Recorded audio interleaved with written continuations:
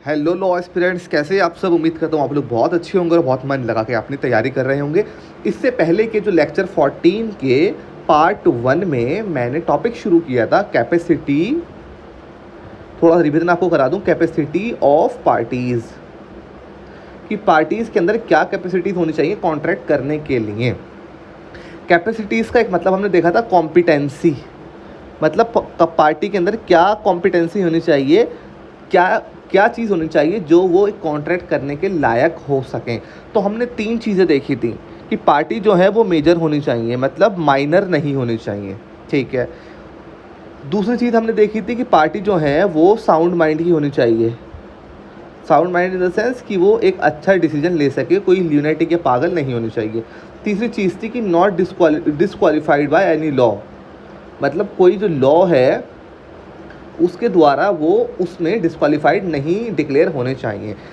पहला पॉइंट हम डिस्कस कर चुके हैं पार्ट 1 के अंदर, जिसके अंदर हमने देखा था कि अगर कोई माइनर जिसकी एज नहीं है अभी, मतलब ना ही वो 18 साल का है ना ही वो 21 साल का है। 18 साल अगर उसके नेचुरल गार्जियन है, 21 साल अगर उसके guardian appointed by a court हैं, तो इस केस के अंदर अगर वो इन एज से छोटा है तो वो माइनर कहलाएगा। और माइनर के एग्रीमेंट का क्या नेचर होगा वो हम डिस्कस इससे पहले वाले में कर चुके हैं। तो हम एक इंग्रेडिएंट को डिस्कस कर चुके हैं। नाउ हम दूसरे इंग्रेडिएंट को आज और तीसरे को आज हम डिस्कस करेंगे। जैसे दूसरा है साउंडनेस ऑफ माइंड, कि पार्टी साउंडनेस ऑफ माइंड की होनी चाहिए, वो कैपेबल हो एक डिसीजन लेने के लिए। क्या इसका लॉ है?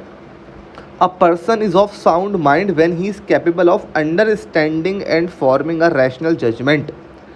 वो किसी चीज़ को समझने के लिए कैपेबल है और एक रैशनल जजमेंट लेने के लिए अबाउट द कॉन्ट्रैक्ट, कि क्या ये कॉन्ट्रैक्ट मेरे लिए अच्छा है, क्या ये मेरे लिए नुकसानदेह है, वो इसके लिए एक जजमेंट फॉर्म करने के काबिल होनी चाहिए। So a person who is not capable of the above is called person of unsound mind. अगर कोई व्यक्ति है जो उसके लिए क्या बेहतर है क्या नहीं बेहतर है, कॉन्ट्रैक्ट किस चीज़ का, उसे यही चीज़ नहीं मालूम है, तो वो नहीं कर पाएगा। जैसे कि एक पर्सन, ये देखो आप, इसको यही नहीं पता ये इसके लिए क्या करेगा। अगर इस हाल के अंदर कॉन्ट्रैक्ट करेगा तो इसका कॉन्ट्रैक्ट नहीं माना जाएगा, क्योंकि ये कोई डिसीजन नहीं ले सकता अपने, ये कोई रैशनल लगा के कोई जजमेंट नहीं बना सकता। ये व्यक्ति कोई कॉन्ट्रैक्ट नहीं कर सकता, ये ल्यूनेटिक कोई कॉन्ट्रैक्ट नहीं कर सकती। रीज़न क्या है? ये अपने बारे में, ये कॉन्ट्रैक्ट का नेचर ही नहीं समझ पाएंगे, क्योंकि इनकी वो हालत नहीं है। तो इंडियन कॉन्ट्रैक्ट एक्ट सेक्शन 11 के अंदर जिसमें बताता है व्हाट इज़ कॉम्पिटेंसी, उसमें बताता है कि ल्यूनेटिक्स हो गए जो कॉन्ट्रैक्ट का नेचर ना समझ पाएँ, वो कॉन्ट्रैक्ट को नहीं कर सकते। अगर ये आ जाए कि एक व्यक्ति 18 प्लस है, plus not disqualified by law भी है, मतलब लॉ द्वारा डिस्क्वालीफाइड नहीं है, लेकिन ल्यूनेटिक है, तो क्या कॉन्ट्रैक्ट कर पाएगा? नो, बिल्कुल नहीं कर पाएगा। तीनों क्वालिटी होनी चाहिए उसके अंदर। Types of person of unsound mind and their contracts are idiot, lunatic, delirious person, drunken और इंटॉक्सिकेटेड पर्सन। इससे रीजनिंग बन सकती है, क्वेश्चन बन सकता है, क्योंकि ये परमानेंट माइंड को चोक नहीं करते हैं, इसलिए इससे क्वेश्चन बन सकता है। ड्रिंकन और इंटॉक्सिकेटेड पर्सन क्या कॉन्ट्रैक्ट कर सकता है? तो सेक्शन 11 के अंदर साफ साफ लिखा कॉम्पिटेंसी ऑफ पार्टी के अंदर कि मेजर होना चाहिए और कोई अनसाउंडेड माइंड का नहीं होना चाहिए। तो अनसाउंड माइंड के अंदर हम ये चीज़ को ले आएंगे। जब वो इंटॉक्सिकेटेड है वो अनसाउंडनेस ऑफ माइंड के अंदर आएगा। हिप्नोटाइज्ड पर्सन भी इसके अंदर आएंगे और मेंटली डीके भी इसके अंदर आएगा। तो ये हमने दूसरा इंग्रेडिएंट भी इससे अच्छे से देख लिया। इससे आपके क्वेश्चन बन सकते हैं, इसको अच्छे से देखिए। यहाँ से आप इसको पढ़ के नोट्स भी बना सकते हैं। वीडियो को पॉज करिए और नोट्स बनाइए और समझिए। नाउ एक इसमें नोट क्या कह रहा है ये note, if a person gets attacks of insanity and otherwise behaves like a sound mind. एक व्यक्ति है जिसको इंसैनिटी के अटैक पड़ते हैं, लेकिन कभी कभी अटैक पड़ते हैं, बाकी टाइम वो सही रहता है। In such cases what was his state of mind while entering into the agreement. तो इन केसेस के अंदर कभी कभी उसको दौड़े पड़ते हैं, कभी कभी वो सही रहता है। तो इन केसेस के अंदर हम ये देखेंगे, जब वह व्यक्ति कॉन्ट्रैक्ट के अंदर आया था, जब वह व्यक्ति ने कॉन्ट्रैक्ट बनाया था, तब वो किस स्टेट ऑफ माइंड में था? क्या वो उस टाइम इंसैनिटी के अटैक्स में था या नॉर्मल माइंड का था? If it is proved that he was of sound mind when he entered into the contract, the contract is valid, otherwise it would be void. अगर ये मालूम होता है कि जब वो कॉन्ट्रैक्ट कर रहा था तब वो साउंड माइंड में था, साउंड माइंड की स्टेट में था, उसको अटैक नहीं पड़ रहे थे, तो उसका कॉन्ट्रैक्ट वैलिड माना जाएगा। तो ये एक नोट है, इसको भी आप अच्छे से ध्यान में रखिएगा। नाउ हम तीसरी क्वालिटी पे पढ़ते हैं। हमने 3 क्वालिटी बताई थी आपको। सेक्शन 11 के अंदर ये बात देखी गई है कि कैपेसिटी ऑफ पार्टीज क्या होगी। कैपेसिटी का मतलब है कॉम्पिटेंसी। 3 चीज़ हमने देखी थी, मेजर होना चाहिए पार्टी, अनसाउंडनेस ऑफ माइंड नहीं होना चाहिए, और not disqualified by any law होना चाहिए। तो हम 2 पॉइंट डिस्कस कर चुके हैं ना, हम तीसरे पे आ गए हैं कि ये आखिर है क्या। These are the certain person who are disqualified from contracting by the other laws of our country.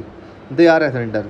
ये व्यक्ति हैं जो हमारे कॉन्ट्रैक्ट द्वारा डिस्क्वालीफाइड हैं कॉन्ट्रैक्ट करने के लिए हमारे इंडियन लॉज के द्वारा। जैसे कि एलियन एनिमी, कोई कंट्री जिससे हमारी वॉर चल रही हो, उसके जितने भी रेसिडेंट्स होते हैं वो हमारे लिए एलियन एनिमी होते हैं।